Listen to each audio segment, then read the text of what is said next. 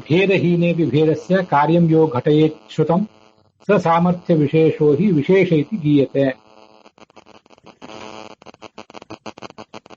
ಒಂದು ವಸ್ತು ಅಥವಾ ವ್ಯಕ್ತಿಯಲ್ಲಿ ಭೇದ ಇಲ್ಲದೇ ಇರುವಾಗ ಆ ಭೇದದ ಕಾರ್ಯ ನಡೆಯುತ್ತಿರುವುದು ಸ್ಪಷ್ಟವಾಗಿದ್ದಾಗ ಅಂತ ಸಂದರ್ಭದಲ್ಲಿ ಆ ಭೇದ ಕಾರ್ಯಗಳನ್ನ ನಿರ್ವಹಿಸಲಿಕ್ಕಾಗಿ ಮ್ಯಾನೇಜ್ ಮಾಡಲಿಕ್ಕಾಗಿ ಇರುವಂತಹ ಶಕ್ತಿಗೆ ವಿಶೇಷ ಅಂತ ಕರೀತಾರೆ.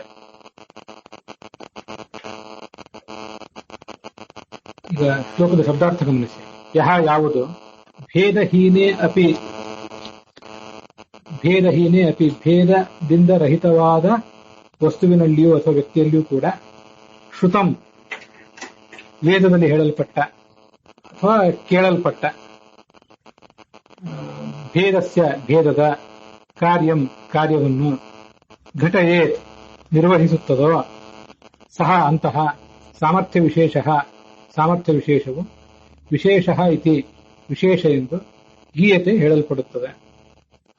ಇದನ್ನೇ ಉಪನಿಷತ್ತುಗಳಲ್ಲಿ ನೇಹನಾನಾಸ್ತಿ ಕಿಂಚನ ಕಾಟಕೋಪನಿಷತ್ತು ಮತ್ತು ಬೃಹದಾರಣ್ಯಕ ಉಪನಿಷತ್ತಿನಲ್ಲಿ ಹಿಂದೆ ಇದನ್ನು ನೋಡಿದ್ದೇವೆ. ಮನಸೈವಾನುದೃಷ್ಟವ್ಯಂ ನೇಹನಾನಾಸ್ತಿ ಕಿಂಚನ, ಮನಸೈವೇದ ಮಾಪ್ತವ್ಯಂ ನೇಹನಾನಾಸ್ತಿ ಕಿಂಚನ ಅಂತ ಇನ್ನೊಂದು ಕಡೆ ಇದೆ. ಇವೆರಡು ವಾಕ್ಯಗಳು ಒಂದು ವಾಕ್ಯ ಒಂದು ಉಪನಿಷತ್ನಲ್ಲಿ, ಮತ್ತೊಂದು ವಾಕ್ಯ ಮತ್ತೊಂದು ಉಪನಿಷತ್ನಲ್ಲಿ ಬಂದಿವೆ. ಮನಸೈವೇದ ಮಾಪ್ತವ್ಯಂ, ಮನಸ್ಸಿನಿಂದಲೇ ಈ ಪರಮಾತ್ಮನ ವೈಚಿತ್ರ್ಯವನ್ನು ನಾವು ತಿಳ್ಕೊಳ್ಬೇಕು. ಈ ಪರಮಾತ್ಮನಲ್ಲಿ ನಾನಾ ಭಿನ್ನವಾದದ್ದು ನ ಅಸ್ತಿ, ಯಾವುದೂ ಕೂಡ ಇಲ್ಲ, ಕಿಂಚನ ಯಾವುದೂ ಕೂಡ ಇಲ್ಲ ಅಂತ ಅದನ್ನ ವ್ಯಾಖ್ಯಾನ ಮಾಡಿದ್ದಾರೆ. ನೇಹ ನಾನಾ, ಅಲ್ಲಿ ಭಿನ್ನವಾದದ್ದು ಯಾವುದೂ ಇಲ್ಲ, ಅಸ್ತಿ ಕಿಂಚನ, ಮತ್ತೊಂದೇನು ವಿಶಿಷ್ಟವಾದಂತಹ ಸಂಗತಿ ಇದೆ, ಅದೇ ಈ ವಿಶೇಷ ಅಂತ ಹೀಗೆ ಕರೆಸ್ಕೋತದೆ. ನೇಹ ನಾನಾಸ್ತಿ ಕಿಂಚನ. ಈ ವಿಶೇಷದ ಕುರಿತಾಗಿ ಇನ್ನಷ್ಟು ಸಂಗತಿಗಳನ್ನ ನಾವೀಗ ನೋಡಬೇಕು. ಭಾಗವತ ತಾತ್ಪರ್ಯದಲ್ಲಿ 4ನೇ ಸ್ಕಂದ 17ನೇ ಅಧ್ಯಾಯ 34ನೇ ಶ್ಲೋಕ, ಕಳೆದ ದಿವಸ ಈ ಶ್ಲೋಕವನ್ನು ನೋಡಿದ್ದೇವೆ.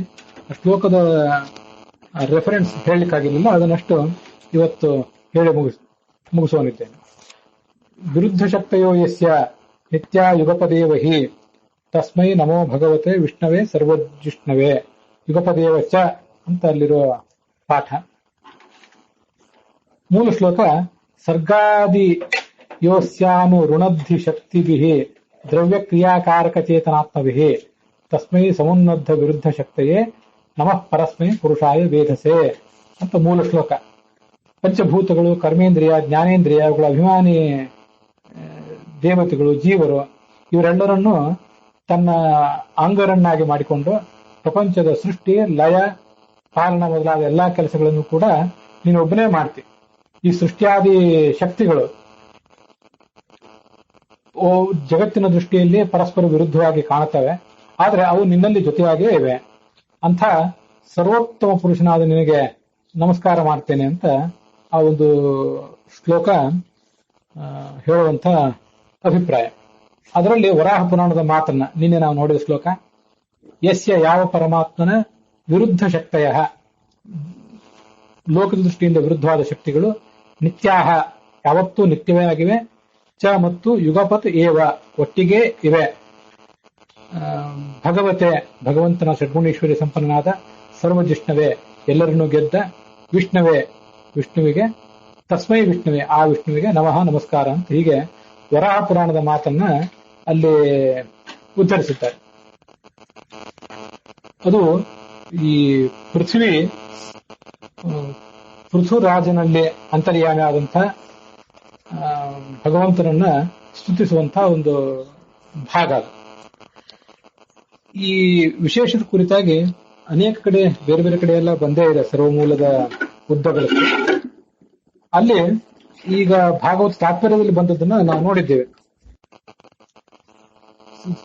ಸರ್ವೇ ನಿತ್ಯ ಶಾಶ್ವತಾಶ್ಚ ದೇಹಾಸ್ತಸ್ಯ ಪರಾತ್ಮನಃ ಆನೋಪಾದಾನ ರಹಿತಾಃ ನೈವ ಪ್ರಕೃತಿಜಾಃ ಕ್ವಚಿತ್ ಪರಮಾನಂದ ಸಂದೋಹಾಃ ಜ್ಞಾನಮಾತ್ರಾಶ್ಚ ಸರ್ವಶಃ ಸರ್ವೇ ಸರ್ವಗುಣೈಃ ಪೂರ್ಣಾಃ ಸರ್ವೇ ಭೇದ ವಿವರ್ಜಿತಾಃ ಅನ್ಯೂನಾನಧಿಕಾಶ್ಚೈವ ಗುಣೈಃ ಸರ್ವೈಶ್ಚ ಸರ್ವಶಃ ದೇಹ ದೇಹಿ ಭಿಧಾಚೈವ ನೇಶ್ವರೇ ವಿದ್ಯತೆ ಕ್ವಚಿತ್ ತತ್ಸ್ವೀಕಾರ ಶಬ್ದಸ್ತು ಹಸ್ತಸ್ವೀಕಾರ ವತ್ಸ್ಮೃತಃ ವೈಲಕ್ಷಣ್ಯ ನವಾ ತತ್ರ ಜ್ಞಾನ ಮಾತ್ರಾರ್ಥ ಮೀರಿತಂ ಕೇವಲೈಶ್ವರ್ಯ ಸಂಯೋಗಾತ್ ಈಶ್ವರ ಪ್ರಕೃತೆ ಪರಃ ಜಾತೋ ಗತಸ್ತ್ವಿದಂ ರೂಪಂ ತದಿತ್ಯಾದಿ ವ್ಯವಹ್ಯತೆ ಇತಿ ಮಹಾವರಾಹೆ. ಇದು ಕೂಡ ಮಹಾವರಾಹ ಪುರಾಣದ ಮಾತೆ. ಹಿಂದೆ ಬಂದದ್ದು ವರಾಹ ಪುರಾಣದ್ದು, ಇದು ಮಹಾವರಾಹ ಪುರಾಣದ್ದು. ಭಾಗವತದಲ್ಲಿ 1ನೇ ಸ್ಕಂದ 3ನೇ ಅಧ್ಯಾಯ, ಅದರ 1ನೇ ಶ್ಲೋಕ ಇದು. ಜಗೃಹೇ ಪೌರುಷಂ ರೂಪಂ ಭಗವಾನ್ ಮಹದಾದಿಭಿಃ ಸಂಭೂತಂ ಷೋಡಶಕಲಂ ಆದೌ ಲೋಕ ಶುಶ್ರೂಷಯ. ಪುರುಷ ಅನ್ನುವ ರೂಪವನ್ನು ಆತ ಸ್ವೀಕಾರ ಮಾಡಿದ ಅಂತ ಅಲ್ಲಿ ಬಂದಿದೆಯಲ್ಲ, ಅದರ ಒಂದು ವಿವರಣವನ್ನ ಇಲ್ಲಿ ವರಾಹ ಪುರಾಣದ ಮಾತನ್ನೇ ಉದ್ಧರಿಸಿ ಹೇಳ್ತಾರೆ. ಪರಮಾತ್ಮನ ಎಲ್ಲಾ ಶರೀರಗಳು ಕೂಡ ನಿತ್ಯ ಶಾಶ್ವತ. ಅಲ್ಲಿ ಯಾವ ಒಂದು ಹೇಯವಾದದ್ದು ಮತ್ತೊಂದು ಯಾವುದು ಉಪಾದೇಯವಾದದ್ದು ಇಂಥದ್ದು ಯಾವುದು ಕೂಡ ವ್ಯತ್ಯಾಸ ಇಲ್ಲ. ಯಾವುದು ಪ್ರಕೃತಿಯಿಂದ ಹುಟ್ಟಿದ್ದಲ್ಲ. ಪರಮಾನಂದ ಪೂರ್ಣವಾದದ್ದು, ಜ್ಞಾನ ಸ್ವರೂಪವಾದದ್ದು, ಗುಣ ಪರಿಪೂರ್ಣ. ತನ್ನಲ್ಲಿ ತನಗೆ ಯಾವುದೇ ಭೇದ ಇಲ್ಲ. ಒಂದರಲ್ಲಿ ಹೆಚ್ಚು ಗುಣ, ಒಂದರಲ್ಲಿ ಕಡಿಮೆ ಗುಣ ಅನ್ನುವಂಥ ವ್ಯತ್ಯಾಸವೂ ಇಲ್ಲ. ಪರಮಾತ್ಮ ಬೇರೆ, ಅವನ ಶರೀರ ಬೇರೆ ಅನ್ನುವ ಭೇದ ಇಲ್ಲ. ಅವನ ಶರೀರವನ್ನು ಸ್ವೀಕಾರ ಮಾಡ್ತಾನೆ ಅಂತಿದೆಯಲ್ಲ, ಇದು ನಾವು ಶರೀರವನ್ನು ಸ್ವೀಕಾರ ಮಾಡುವುದು ಹೇಗೆ ಅಂತ ಎಲ್ರಿಗೂ ಕೂಡ ಗೊತ್ತಿದೆ. ನಾವು ಒಬ್ಬ ವ್ಯಕ್ತಿ ಅನಾದ್ಯನಂತನಾದಂತಹ ಜೀವ, ಆತ ಶರೀರವನ್ನ ಸ್ವೀಕಾರ ಮಾಡ್ತಾನೆ.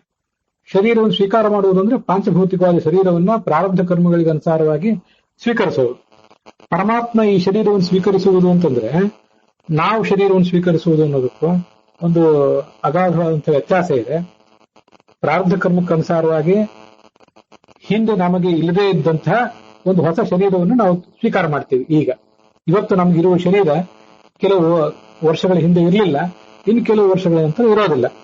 ಪರಮಾತ್ಮನು ಕೂಡ ಹಾಗೆ ರೂಪವನ್ನು ಸ್ವೀಕಾರ ಮಾಡುವುದು ಅಂತಂದ್ರೆ ಅವನು ಹಿಂದೆ ಇಲ್ಲದೇ ಇರುವ ಶರೀರವನ್ನು ಸ್ವೀಕಾರ ಮಾಡುವುದಾ ಅಂತಂದ್ರೆ ಹಾಗಲ್ಲ. ನಾವು ಒಬ್ಬ ವ್ಯಕ್ತಿ ಕೂತ್ಕೊಂಡಿರುವುದನ್ನ ಅನುಸಂಧಾನ ತಂದ್ಕೋಬೇಕು. ಕೂತಿದ್ದವನು ಅಥವಾ ನಿಂತಿದ್ದವನು ಕೈಯನ್ನ ಮುಂದೆ ಚಾಚಿದ್ದಾನೆ. ಆ ಚಾಚಿದ ಕೈಯನ್ನ ಅವನು ತನ್ನ ಕಡೆ ಎಳ್ಕೋತಾನೆ, ಮತ್ತೆ ಕೈ ಕಟ್ಟಿ ನಿಲ್ಲುತ್ತಾನೆ, ಅಥವಾ ತನ್ನ ಕೈಯನ್ನ ತನ್ನ ಬಟ್ಟೆಯಲ್ಲಿರುವಂತಹ ಯಾವುದೋ ಒಂದು ಕಿಸೆ ಮೊದಲಾದರಲ್ಲಿ ಹಾಕೊಳ್ತಾನೆ. ತತ್ಸ್ವೀಕಾರ ಶಬ್ದಸ್ತು ಹಸ್ತಸ್ವೀಕಾರ ಶಬ್ದವತ್ತು. ಮುಂಚಾಚಿದ ಕೈಯನ್ನ ಒಳಗೆ ತಗೋತಾನೆ, ಅಥವಾ ಒಳಗೆ ಇದ್ದ ಕೈಯನ್ನ ಮುಂದೆ ಚಾಚ್ತಾನೆ. ಇದರಲ್ಲೆಲ್ಲ ಆ ಕೈ ಹೊಸದಾಗಿ ಹುಟ್ಟಿತು ಅನ್ನುವುದೇನಿಲ್ಲಲ್ಲ. ಅದರಂತೆ ಪರಮಾತ್ಮನು ಕೂಡ ಅವತಾರವನ್ನು ಸ್ವೀಕಾರ ಮಾಡುವುದು ಅಂತಂದ್ರೆ ಮೊದಲೇ ಇದ್ದ ಕೈಯನ್ನೇ ನಾವು ಒಳಗೆ ಸೆಳೆದುಕೊಳ್ಳುವಂತೆ ಅಥವಾ ಹೊರಗೆ ಚಾಚುವಂತೆ ಪರಮಾತ್ಮನು ಕೂಡ ರೂಪವನ್ನ ಸ್ವೀಕಾರ ಮಾಡುವುದಷ್ಟೇ ಹೊರತು ಅಲ್ಲಿ ವ್ಯತ್ಯಾಸ ಏನಿಲ್ಲ. ಕೇವಲ ಐಶ್ವರ್ಯ ಸಂಯೋಗ ಈಶ್ವರ ಪ್ರಕೃತಿ ಪರಃ. ಪರಮಾತ್ಮ ಮತ್ತೆ ಅವನ ಶರೀರ ಎರಡೂ ಕೂಡ ಅಭಿನ್ನವೇ ಆಗಿರುವಾಗ ಅದನ್ನ ಅವನು ಸ್ವೀಕಾರ ಮಾಡುವುದು ಅಂದ್ರೆ ಹೇಗೆ, ಈ ಒಂದು ಪ್ರಶ್ನೆ ಬರಬಹುದು. ನಮ್ಗೆ ಅಚಿಂತ್ಯವಾದಂತಹ ಶಕ್ತಿಯಿಂದ ಮಾತ್ರ ಇದು ಸಾಧ್ಯ. ಈ ದೇವದತ್ತ ತನ್ನ ಶರೀರಕ್ಕಿಂತ ಭಿನ್ನನಾಗಿದ್ದಾನೆ. ಆ ಕೈಯನ್ನ ಮುಂಚಾಚ್ತಾನೆ ಅಥವಾ ಹಿಂದೆ ಸೆಳ್ಕೋತಾನೆ. ಅದೆಲ್ಲ ಆ ಕೈಯು ತಾನು ಇಬ್ರು ಕೂಡ ಭಿನ್ನರಾಗಿದ್ದಾರೆ, ಅದರಿಂದ ಸಾಧ್ಯ ಆಯ್ತು. ಆದ್ರೆ ಪರಮಾತ್ಮನ ಯಾವ ರೂಪವೂ ಕೂಡ ಆತನಿಂದ ಭಿನ್ನವಲ್ಲ. ಆದ್ರಿಂದ ಕೈಯನ್ನ ಆತ ಚಾಚುವುದು ಸೆಳೆದುಕೊಳ್ಳುವುದು ಅಂದ್ರೆ ಹೇಗೆ, ಇದೆಲ್ಲ ಕೇವಲ ಐಶ್ವರ್ಯ ಸಂಯೋಗ ಅಂತ ಅಲ್ಲಿ ವರ್ಣನೆ ಮಾಡ್ತಾರೆ. ಈ ಮಹಾವರಾಹ ಪುರಾಣದ ಒಂದು ಶ್ಲೋಕ ಅಲ್ಲದೆ ಇನ್ನೂ ಕೆಲವು ಶ್ಲೋಕಗಳನ್ನ ಅಲ್ಲಿ ಉದ್ಧರಿಸ್ತಾರೆ. ಅಸ್ಥೂಲ ಅನಣು, ಇದು ಕೂರ್ಮ ಪುರಾಣದ ಮಾತು. ಅದೇ ಪ್ರಸಂಗದಲ್ಲೇ ಅವನು ಸ್ಥೂಲನೂ ಅಲ್ಲ, ಸ್ಥೂಲ ಆಗಿದ್ರೂ ಕೂಡ ಅಸ್ಥೂಲ ಆಗಿದ್ದಾನೆ. ಅಣುವಾಗಿದ್ರೂ ಕೂಡ ಆತ ಅನಣು ಅಂತ ಕರೆಸ್ಕೊಂಡಿದ್ದಾನೆ. ಅಣುವಾಗಿದ್ದಾನೆ, ಮಹತ್ವ ಆಗಿದ್ದಾನೆ. ಶ್ಯಾಮಲ ವರ್ಣದವನಾಗಿದ್ದಾನೆ, ಕೆಂಬಣ್ಣದವನಾಗಿದ್ದಾನೆ, ಅವರಣ ಅಂತನೂ ಅವನು ಕರೆಸ್ಕೊಂಡಿದ್ದಾನೆ. ವಿರುದ್ಧವಾದಂತಹ ಎಲ್ಲಾ ಧರ್ಮಗಳುಳ್ಳವನು ಅವನಾಗಿದ್ದಾನೆ. ಯಾಕೆಂದ್ರೆ ಅಚಿಂತ್ಯವಾದ ಶಕ್ತಿಯಿಂದ. ಐಶ್ವರ್ಯ ಯೋಗಾತ್ ಭಗವಾನ್ ವಿರುದ್ಧಾರ್ಥೋಭಿಧೀಯತೆ ತಥಾಪಿ ದೋಷಾ ಪರಮೇ ನೈವ ಆಹಾರ್ಯಾ ಕಥಂಚನ. ಯಾವುದೇ ದೋಷಗಳನ್ನು ಅವನಲ್ಲಿ ಕಾಣಬಾರದು. ಗುಣ ವಿರುದ್ಧ ಅಪಿತು ಸಮಾಹಾರ್ಯಾಶ ಸರ್ವಶಃ. ಅವನಲ್ಲಿ ಎಲ್ಲಾ ತರದ ಗುಣಗಳನ್ನು ಕೂಡ ನಾವು ಚಿಂತಿಸಬೇಕು. ಅಂತ ಅದರ ಅರ್ಥ ಆಗ್ತದೆ. ವಿಷ್ಣು ಧರ್ಮೋತ್ತರ ಪುರಾಣದ ಮಾತನ್ನು ಕೂಡ ಅಲ್ಲಿ ಉದ್ಧರಿಸ್ತಾರೆ. ಗುಣಾ ಸರ್ವೇಪಿ ಯುಜ್ಯಂತೆ ಶೈಶ್ವರ್ಯಾತ್ ಪುರುಷೋತ್ತಮೆ ದೋಷಾ ಕಥಂಚಿನ್ನೈವಾತ್ರ ಯುಜ್ಯಂತೆ ಪರಮೋಹಿಸಃ. ವಿರುದ್ಧ ಅವಿರುದ್ಧ ಈ ರೀತಿಯಾದ ಎಲ್ಲಾ ಗುಣಗಳು ಪರಮಾತ್ಮನಲ್ಲಿವೆ, ಆದರೆ ದೋಷಗಳು ಮಾತ್ರ ಆತನಲ್ಲಿಲ್ಲ. ಯಾಕೆಂದ್ರೆ ಅವನು ಪರಮೇಶ್ವರ ಆಗಿದ್ದಾನೆ. ದೋಷ ಇದ್ರೆ ಅವನು ಹೇಗೆ ಪರಮೇಶ್ವರ ಆಗ್ಲಿಕ್ಕೆ ಸಾಧ್ಯ? ಪರಮಾತ್ಮನಲ್ಲಿ ಗುಣದೋಷಗಳು ಎರಡೂ ಇವೆ ಅಂತ ಕೆಲವರು ಅಪಂಡಿತರಾದವರು ಅಜ್ಞಾನಿಗಳಾದವರು ಹೇಳುವುದಿದೆ. ವಾಸ್ತವಿಕವಾಗಿ ದೋಷಗಳು ಆತನಲ್ಲಿ ಇಲ್ಲ ಅಂತ ಹೀಗೆ ವಿಷ್ಣು ಧರ್ಮೋತ್ತರ ಪುರಾಣದ ಮಾತನ್ನ ಅಲ್ಲಿ ಉದ್ಧರಿಸ್ತಾರೆ. ಇದನ್ನೆಲ್ಲ ಯಾಕೆ ಹೇಳಿದೆ ಅಂದ್ರೆ, ರೂಪವನ್ನು ಪರಮಾತ್ಮ ಸ್ವೀಕರಿಸುವುದು ಅಂದ್ರೆ ಕೈಯನ್ನ ಒಳಗೆ ಸೆಳೆದುಕೊಂಡಂತೆ ಹೊರಗೆ ಚಾಚಿದಂತೆ, ಇಷ್ಟು ಸಹಜವಾಗುತ್ತೆ. ಹಿಂದೆ ಎಲ್ಲವೂ ಇದ್ದೇ ಇತ್ತು, ಆ ರೂಪ ಮೊದಲಾಗಿತ್ತು, ಅದನ್ನ ಆತ ಮತ್ತೆ ಸ್ವೀಕರಿಸಿದ ಅಂತ ಅದರ ತಾತ್ಪರ್ಯ ಆಗ್ತದೆ. ಇಲ್ಲಿ ಕಳೆದ ದಿವಸ ನಾವು ಒಂದು ಶಕ್ತಿಯ ಒಂದು ವಿಷಯವನ್ನು ಗಮನಿಸಿದ್ದೀವಿ. ಬಲ, ಜ್ಞಾನ, ಕ್ರಿಯಾ ಆದಿನಾಮ್ ಅಂತ. ಪರಮಾತ್ಮನ ಬಲ, ಪರಮಾತ್ಮನ ಜ್ಞಾನ, ಅವನ ಕ್ರಿಯೆ ಮತ್ತೆ ರೂಪ, ಗುಣ ಮೊದಲಾದದ್ದೆಲ್ಲವೂ ಕೂಡ ನಿತ್ಯವೇ ಆಗಿದೆ ಅಂತ ಹೇಳಿದ್ರೆ ಮಾತ್ರ ಅವನ ಮಹಿಮೆಗದು ದ್ಯೋತಕ ಆಗ್ತದೆ ಅಂತ ನಾವು ನೋಡಿದ್ದೀವಿ.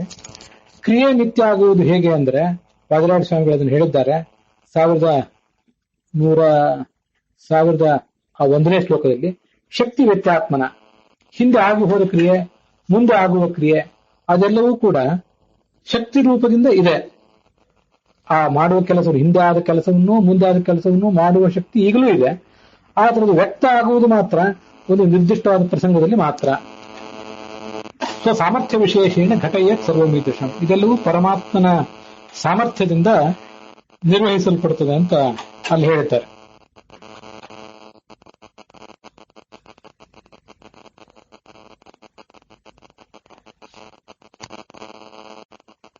ನಾವು ಗೀತಾ ಭಾಷ್ಯದಲ್ಲಿ ವಿಶ್ವರೂಪ ಪ್ರದರ್ಶನ ಪ್ರಸಂಗದಲ್ಲಿ ಬರುವಂತಹ ಒಂದು ಸಂಗತಿಯನ್ನು ಕೂಡ ನೋಡಿದ್ದೇವೆ.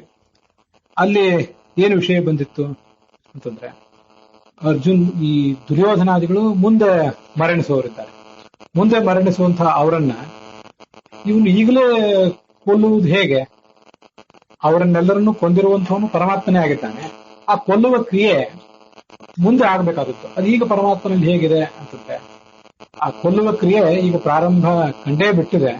ಅದು ಮಂದ ಜನರಿಗೆ ಅರಿವಿಗೆ ಬರ್ತಿಲ್ಲ. ಜ್ಞಾನಿಗಳಾದವರಿಗೆ ಈಗಾಗಲೇ ಪ್ರಾರಂಭ ಆಗಿರುವಂತಹ ಕೊಲ್ಲುವ ಕ್ರಿಯೆಯನ್ನ ನೋಡುವಂತಹ ಶಕ್ತಿ ಇದೆ. ಅದು ಅಶ್ವಿನಿ ದೇವತೆಗಳಿಗೆ ಆ ಪುರೂರವ ರಾಜನ ಮರಣ ವಯಸ್ಸಾಗುವಿಕೆ ಗಮನಕ್ಕೆ ಹೇಗೆ ಬಂದಿತ್ತೋ, ಬೇರೆಯವರಿಗೆ ಗಮನಕ್ಕೆ ಬಂದಿಲ್ಲವೋ ಹಾಗೆ ಇವನಿಗೆ ಗಮನಕ್ಕೆ ಬರ್ತದದು ಅಂತ ಅದರ ಅಭಿಪ್ರಾಯವನ್ನು ನೋಡಿದ್ವಿ. ಇದಾದ್ಮೇಲೆ ಇದನ್ನು ಹೇಳಿದ ಮೇಲೆ ನನಗೊಂದು ಜಿಜ್ಞಾಸೆ ಹೀಗೆ ಬಂದಿತ್ತು. ಪರಮಾತ್ಮ ದುರ್ಯೋಧನಾದಿಗಳನ್ನ ಕೊಲ್ಲುವ ಕ್ರಿಯಾ ಏನಿದೆಯಲ್ಲ, ಇನ್ನು ಕೆಲವೇ ದಿನಗಳಲ್ಲಿ, ಒಟ್ಟು 10-18 ದಿವಸಗಳಲ್ಲಿ ಎಲ್ಲ ಮುಗಿದು ಹೋಗುವಂತಹ ಒಂದು ಕ್ರಿಯಾ ಅದು. ಯಾಕಂದ್ರೆ ದುರ್ಯೋಧನಾದಿಗಳು ಈಗ ಹುಟ್ಟಿರುವಂತಹ ಅವರನ್ನ, ಆಯುಷ್ಯ ಮುಗಿದಿರುವಂತಹ ಅವರನ್ನ ಇನ್ನು ಕೆಲವೇ ದಿನಗಳಲ್ಲಿ ಕೊಂದು ಮುಗಿಸುವನಿದ್ದಾನೆ. ನನಗೆ ಬಂದ ಜಿಜ್ಞಾಸೆ ಹೀಗಿದೆ, ಮುಂದಿನ ಸೃಷ್ಟಿಯಲ್ಲಿ, ಅದರ ಮುಂದಿನ ಸೃಷ್ಟಿಯಲ್ಲಿ, ಅಥವಾ ಇನ್ನು ಕೆಲವು ಇದೇ ಬ್ರಹ್ಮನ ಸೃಷ್ಟಿಯ ಇನ್ನು ಕೆಲವು ಕಾಲಗಳ ಬಳಿಕ ಒಬ್ಬ ರಾಕ್ಷಸನನ್ನ ಪರಮಾತ್ಮ ಕೊಲ್ಲಬೇಕಾಗಿದೆ. ಆ ರಾಕ್ಷಸ ಇನ್ನೂ ಹುಟ್ಟಿಯೇ ಇಲ್ಲ, ಅರ್ಥಾತ್ ಅವನಿಗೆ ಪಾಂಚಭೌತಿಕ ಶರೀರವೇ ಇನ್ನೂ ಬಂದಿಲ್ಲ. ಆ ಬಂದಿಲ್ಲದೆ ಇರುವಂತಹ ಆ ರಾಕ್ಷಸನನ್ನ ಕೊಲ್ಲುವ ಕ್ರಿಯೆ ಈಗ ಪರಮಾತ್ಮನಲ್ಲಿ ಇರುವುದು ಹೇಗೆ? ಅದೀಗಾಗಲೇ ಪ್ರಾರಂಭ ಕಂಡಿರುವುದು ಹೇಗೆ? ದುರ್ಯೋಧನನ ಸಂಗತಿ ಆದ್ರೆ ದುರ್ಯೋಧನಾದಿಗಳು ಈಗಾಗಲೇ ಹುಟ್ಟಿದ್ದಾರೆ, ಅವ್ರನ್ನ ಕೊಲ್ಲುವಂತಹ ಕ್ರಿಯೆಯೂ ಕೂಡ ಪ್ರಾರಂಭ ಕಂಡಿದೆ ಅಂತ ಹೇಳುದು. ಆದ್ರೆ ಯಾರಿನ್ನೂ ಹುಟ್ಟಿಯೇ ಇಲ್ವೋ ಅವ್ರನ್ನ ಕೊಲ್ಲುವಂತಹ ಕ್ರಿಯೆ ಈಗ ಇರುವುದು ಹೇಗೆ ಅಂತ ಒಂದು ಜಿಜ್ಞಾಸೆ ನಮಗೆ ಬರಬಹುದು.